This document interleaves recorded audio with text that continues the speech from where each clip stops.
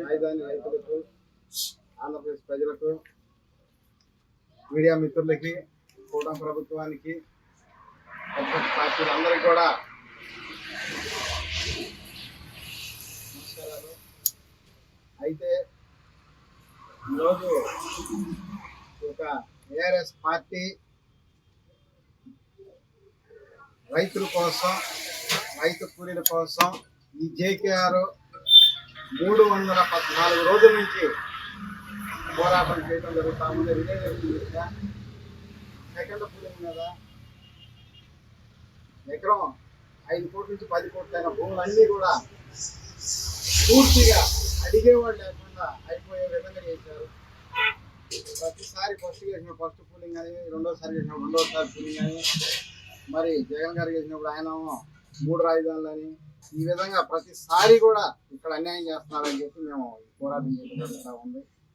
దీని మీద మీడియా మిత్రుల ద్వారాగా మన స్టేట్ గవర్నమెంట్ కానీ, సెంట్రల్ గవర్నమెంట్ కానీ తీసుకెళ్ళి ఇక్కడ రాజధాని డెవలప్ అయితే వీళ్ళు పెట్టేది రూపాయి అయితే 100 రూపాయల ఆదాయం వస్తుంది. అంటే ఇక్కడ లక్ష కోట్లు ఉన్నాయి. రైతు భూములే రాజధాని పెట్టుకోవాలి. వాస్తవంగా ఇక్కడ భూములు తీసుకున్నారు, ఏదైనా పంపిణీ చేసుకున్నారు, పెట్టుకోలు పెట్టుకున్నారు. అయితే ఒక ఇన్నర్ రింగ్ రోడ్ ఒక 10 కిలోమీటర్లు ఇంతకుముందు భూములు తీసుకొని అమ్ముకున్నారు తప్పితే ఇక్కడ ప్రత్యేకంగా డబ్బులు పెట్టేది ఏమీ లేదు. వాళ్ళు ప్రభుత్వం ఈ వచ్చిన భూములు అమ్ముకొని పెట్టుబడి మాత్రమే పెడతారు. వాటిలో కూడా మొత్తం కూడా పెట్టుబడి పెడతారు. కొంత వాళ్ళు వాడేసుకుంటున్నారు, కొంత ఏరియా సార్ పెట్టుబడి పెట్టుకొని ఈడ కొంత మాత్రమే పెట్టుబడి పెడతా ఉన్నాం ప్రతిసారి కూడా.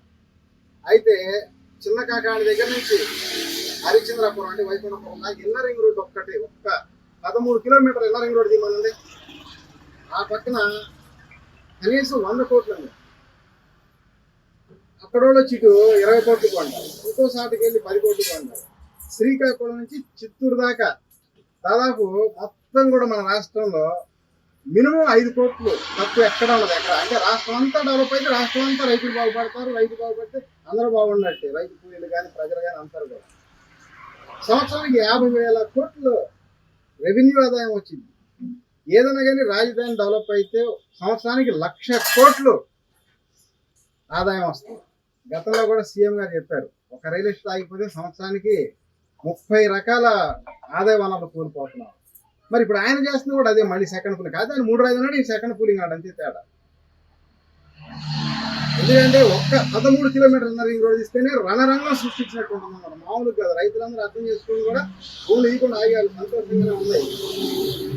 అయితే రాజధాని డెవలప్ అవడానికి భూసేకరణ, భూస్వామీకరణ 2 ప్యాకేజీలు అడుగుతున్నాం మనం. 2 ప్యాకేజీలు ఇస్తే పొలం ఇవ్వడానికి రైతులు సిద్ధంగా ఉన్నారు. అలాగే ఇంకొక ఆయన అంటాడు, ఇది కమ్మరాజధాని కదా, చంద్రబాబు నాయుడు దూరదృష్టితోటి సిఆర్డీఏ పెట్టారు. అంటే సి అంటే సోదరులు, ఆర్ అంటే రెడ్లు, డి అంటే డెవలప్. అంటే ఓన్లీ సోదరులు, రెడ్లు మాత్రమే డెవలప్మెంట్ కావడానికి సిఆర్డీఏ పెట్టుకున్నారు. ఇది వాస్తవం కాదా? జగన్ గారికి తెలీదా? అందరికీ తెలుసు. కానీ వైసీపీ కానీ, టీడీపీ కానీ, జనసేన కానీ, బీజేపీ కానీ, కాంగ్రెస్ పార్టీ కానీ, గ్రామ స్థాయి నుంచి మండల స్థాయి, జిల్లా స్థాయి, రాష్ట్ర స్థాయి వరకు కూడా ఏ నాయకుడైనా సరే ఇది ప్రశ్నిస్తున్నారా? ప్రతిసారి వాడు కొనుక్కోవటం, తక్కువలో రేటు పెంచి అమ్మచ్చు. తీరా రైతులు అమ్ముకోకపోతే రేట్లు ఉండవు. రైతుల దగ్గర కొనొద్దు అంటాడు, నారాయణ గారు చెప్తాడు. రైతుల దగ్గర కొనొద్దు, మంచి భూములు కాదంటాడు. అంటే వీళ్ళు తీసుకొని అమ్ముకుంటే మంచి భూములు వాళ్ళ దగ్గర మాత్రమే కొనాలి. ఎంత దారుణం అండి! అసలు ఎందుకు చేస్తున్నారో కూడా, పరిపాలన చేస్తున్నారా లేకపోతే రియల్ ఎస్టేట్ వ్యాపారాలు చేసుకుంటున్నారా అర్థం కాదు. సరే, ఎవరో ఒకరు అడగాలి కాబట్టి ధైర్యం చేసి అడుగుతున్నారు. ఏమన్నా కానీ దౌర్జన్యాలు చేస్తున్నారు, బెదిరిస్తున్నారు, ఎన్నో చేస్తున్నారు. చేసుకోండి, ఎంతవరకు చేస్తారో అంతవరకు చేసుకోండి.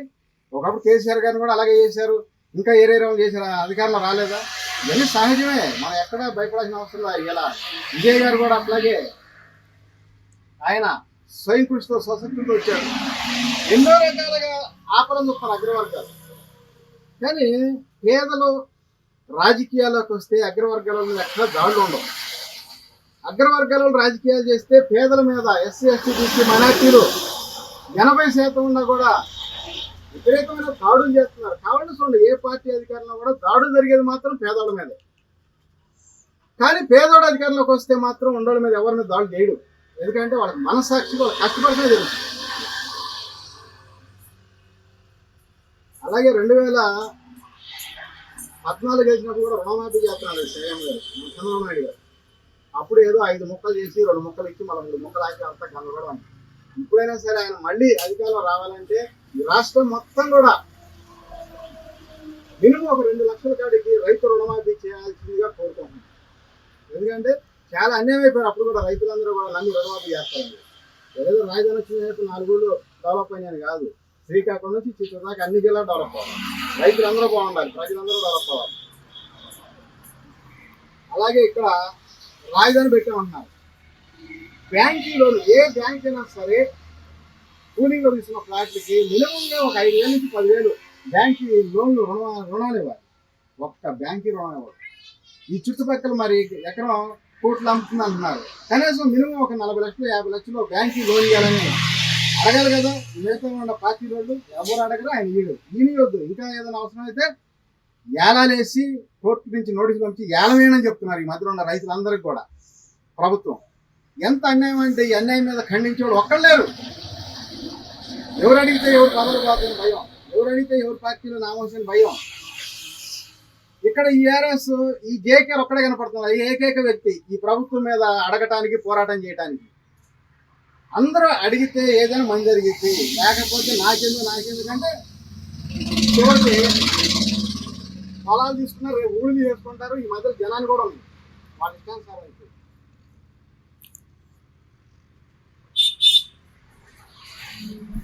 తర్వాత రీసర్వే అన్నారు. రీసర్వే అంటే కనీసం అసలు ఎటువంటి మంచి జరగట్లా, అన్యాయం, రైతులకు అన్యాయం జరుగుతుంది. రీసర్వేలో ఊరికి ఒక 4 అప్లికేషన్లు పెడితేనే మండలంలో సర్వేలు వచ్చి కొలవాలంటే 6 నెలలు సంవత్సరం బట్టి రీసర్వేలు ప్రతి ఒక్కళ్ళు. అది రీసర్వే అంటే ఈ రాయి సట్టేస్తారు, అటు సిట్టేస్తారు, అందరికీ అన్యాయమే. వీళ్ళు దాంట్లోకి మిగిలించుకొని భూమి మొత్తం మరి కొట్టేద్దాం అనుకున్నారు. మాకైతే అర్థం కదా. రీసర్వే అంత తప్పే. టీడీపీ పతనం అయిపోవటానికి మెయిన్ కారణం రీసర్వే.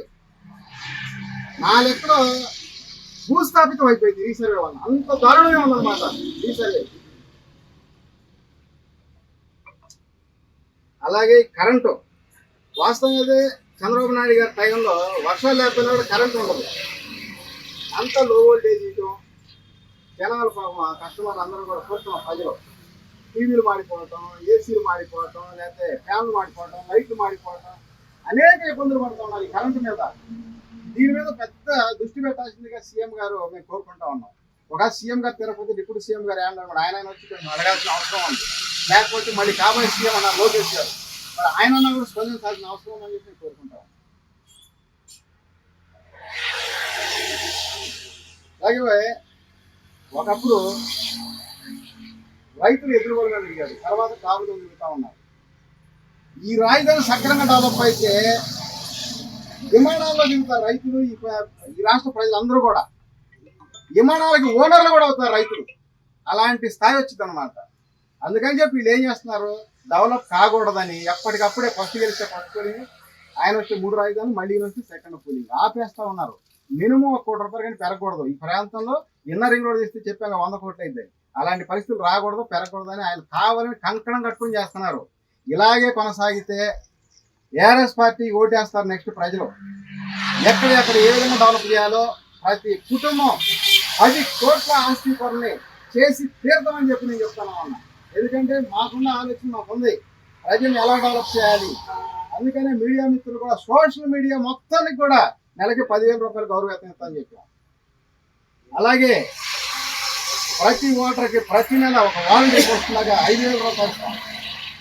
అలాగే మద్యం ఫ్రీ అన్నాం. లేదంటే కొంతమంది పార్టీలు మేము ఒక 10 కోట్ల 10 రోజుల మందికి ఓటేస్తాం, లేకపోతే 1000 నుంచి ఓటేస్తాం. అందుకని ప్రతి ఓటర్కి ప్రతి నెల 5 సంవత్సరాల వారికి 5,000.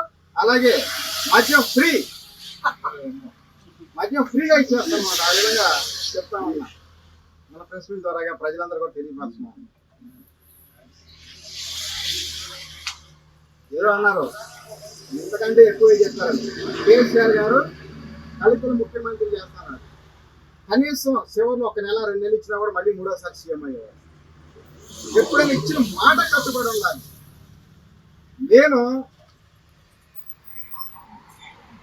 దొంగ రాజకీయాలు, దోపిడీ రాజకీయాలని, కనీసం అవినీతి రాజకీయాలని నా కాంపౌండ్ హాల్లో కూడా అడుగు పెట్టనీరని చెప్పి ప్రెస్ మీట్ ద్వారా ప్రజలు చెప్తా ఉన్నా. ఇచ్చిన మాట కోసం పనిచేస్తా. ఏదైతే చెప్పామో అదే చేస్తాం, చెప్పింది చేస్తాం, చెప్పేదే చేస్తాం అన్నమాట. అదే మాకున్న సిద్ధాంతం 100%. ఒకప్పుడు వామపక్షాల వాళ్ళు చెప్పేవాళ్ళు, కానీ పాపం వాళ్ళకి అవకాశాలు ఇచ్చేవాడు కాదు. కానీ నేను చెప్తున్నా, అంతకన్నా కూడా నెంబర్ 1గా చేస్తే